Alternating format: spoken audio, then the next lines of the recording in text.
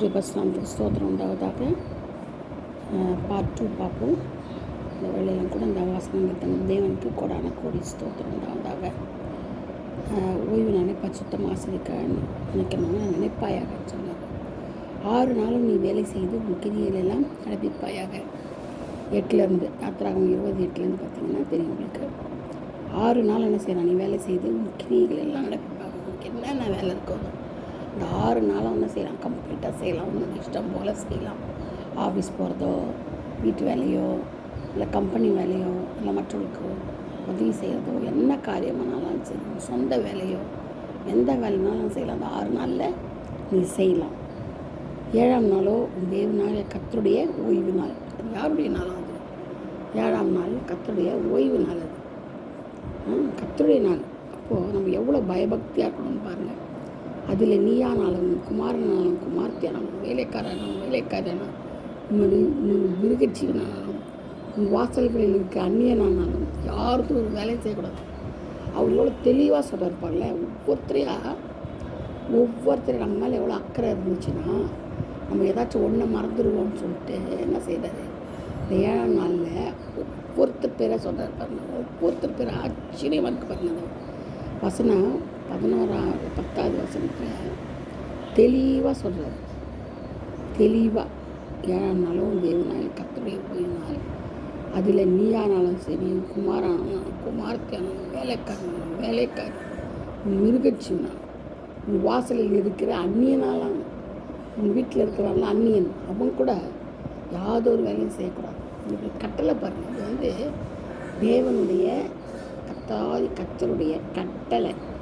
ஓய்வு நாளை குறித்து அவர் என்ன செய்கிறாரு, கட்டளை கொடுக்குறாரு. கட்டளை கொடுக்குறாரு. உங்களுக்கே தெரியும். முதல்ல அவர் சொல்லப்பட்ட நான் நமஸ்கரிக்க வேண்டாம்னு சொல்லியிருக்கிறாரு. அதே மாதிரி நான் எரிச்சுள்ள தேவன் சொல்லியிருக்கிறாரு. பிதாக்குடைய அக்கிரமத்தை பிள்ளைடத்தில் 3ஆம் 4ஆம் தலைமுறை விசாரிக்கிறோன்னு சொல்லியிருக்கிறாரு. அப்போ பாருங்கள், அது இடத்துல அன்பு கூறுது, என் கற்பனையில் கை கொள்ளுவனுக்கு 1000 தலைமுறை இறக்கம் செய்வாங்க. அதே மாதிரி தான் அவருடைய நாமத்தை வீணில் வழங்காதேன்னு சொல்கிறாரு. அது மட்டும் இல்லாமல் ஓய்வு நாளை பரிசுத்தமாக ஆசரிப்பாங்கன்னு சொல்கிறாரு. அதில் நம்ம என்னென்ன செய்யணும் செய்யக்கூடாதுன்னு சொல்கிறாரு பார்த்துக்கோங்க. ஆனால் வீட்டில் ஒரு அந்நியன் கூட என்ன செய்யக்கூடாதான், ஒரு வேலையும் செய்யக்கூடாதான். இது வந்து அவருடைய கட்டளை. இந்த கட்டளைப்படி நடந்தால் தான் நம்மளுக்கு எப்படி செய்வாராம், 1000 தலைமுறை மட்டும் இறக்கம் செய்வாராம். அப்போ அன்பு இருந்தால் தான் நம்ம செய்ய முடியும்.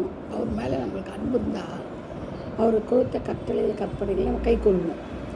அவர் மேலே அன்பு இல்லைன்னா எப்படி கை கொள்ள முடியாது. அப்போ அன்பு இல்லைன்னா நடுதில் சடுதில் நம்மளுக்கு மண் கலந்து மண்ணிலே திரும்ப வேண்டியது தான். ஆனால் ஆண்டவருக்கு சொல்கிறார், என்ன சொல்கிறது, அந்த மாதிரி இருந்தால் 1000 தலைமுறை அவர் கற்பனையில் கை கொண்டவர் மேலே அன்பு செலுத்தினா 1000 தலைமுறை பாருங்கள். அதில் ஒரு நாளாக 2 நாளாக நமக்கு 70 வயசு வரதுக்கே முடியாது.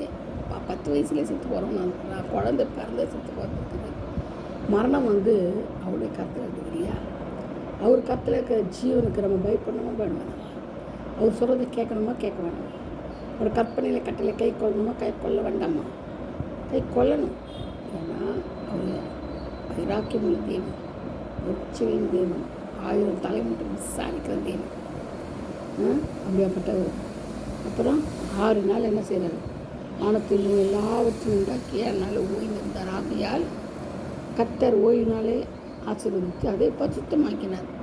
அவர் என்ன பண்ணார், 6 நாளைக்கு வானத்தையும் பூமியும் சமுத்திரத்தையும் எல்லாத்தையும் உண்டாக்கிட்டு 7ஆம் நாள் ஓய்வு இருந்தார் பாருங்க. அதனால தான் ஓய்வு நாளை செய்கிறாரு, பரிசுத்தமாக்கினார். அந்த ஓய்வு நாளை பரிசுத்தமாக்கினார். அது மட்டும் இல்லைங்க, நம்மளோட தேசத்தில் நாட்கள் நீடித்திருப்பதற்கு என்ன செய்யணுமா, தாயின் தகப்பனையும் கனம் பண்ணுவாங்க. கனம் பண்ணணுமா. யாராவது கனம் பண்ணுறாங்களா இப்போது? இல்லை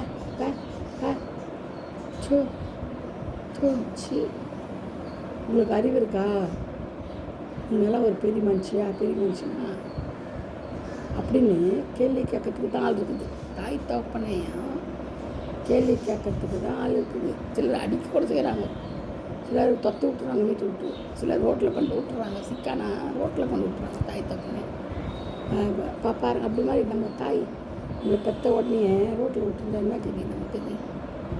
பார்த்துக்கிறதுக்கு கஷ்டப்பட்டுன்னு தீ மூத்திரலாம் வாரத்தை கஷ்டப்பட்டுன்னு நம்ம கொண்டு ரோட்டில் விட்டாங்கன்னா என்ன கேட்கணும் தாய் தகப்பன்.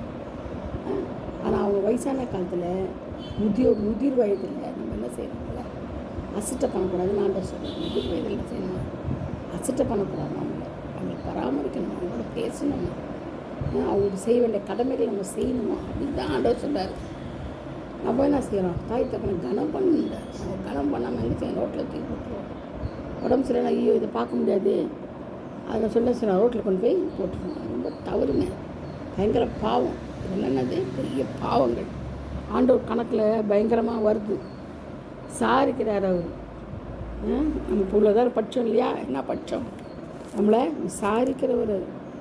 கொஞ்சம் நெஞ்சான விசாரிப்பு இல்லை, சரியாக விசாரிப்பார் பாருங்க. வச்சு சில பேர்லாம் பாசங்கள்லாம் சொல்லாங்க, வச்சு செய்கிறாங்க. இந்த மாதிரி வச்சு செய்வாங்க. இல்லை நமக்கு தெரியாது. இப்போது நம்ம வயசாகும் போது தான் தெரியும் என்ன கதி நமக்கு, நம்மளோட கதி என்னது, நம்ம செய்தது என்னது எல்லாம் கண்ணுக்கு முன்னாடி வருங்க. படம் மாதிரி வரும். நம்ம செய்தது நம்ம கண்ணுக்கு முன்னாடி படம் அது மாதிரி வரும். கிடுகிடுன்னு வரும். ஒன்றுமே செய்ய முடியாது. அப்போ வந்து என்ன செய்யணும், முய்யோ ஐயோ ஆண்டவரே, நான் வாலிபத்தில் இதெல்லாம் செய்யாத போயிட்டேனே, வாலிபத்தில் உங்களை பார்க்காத போயிட்டேனே, உங்களை தேடாமல் போயிட்டேனே, உங்கள் பூஜை செய்யாமல் போயிட்டேனே, கம்மியாக செஞ்சுட்டேன். நான் கம்மி தான் கம்மி தான் செஞ்சேன். முழுமையாக செய்யலையே, இன்னும் செய்யணும், கொஞ்சம் ஐஸ் கொடுத்தீங்கன்னா இன்னும் கொஞ்சம் செய்வேன். இப்போ போய் எனக்கு ஐஸ் கொடுத்தீங்கன்னா ஓடி ஆடி செய்வேன்னு இப்போ நினைக்கலாம். ஆனால் அவர் கொடுக்குற காலத்தில் நம்ம என்ன செஞ்சோம், அவர் அக்செப்ட் பண்ணோம். கீழ்ப்படியில் நமக்கு இல்லையா, கீழ்ப்படியாமல் என்ன செய்தோம், அக்செப்ட் பண்ணதுனால நமக்கு கட்டாயம் வருங்க. நம்மளே வச்சு செய்வார் அவர். அது மட்டும் இல்லை, அவர் கட்டளில் நிறைய கட்டிருக்கிறாருங்க. நல்ல கட்டளை தான். நம்ம அதன்படி நடந்தாலே நம்ம போயிடலாம் பரலோகத்துக்கு.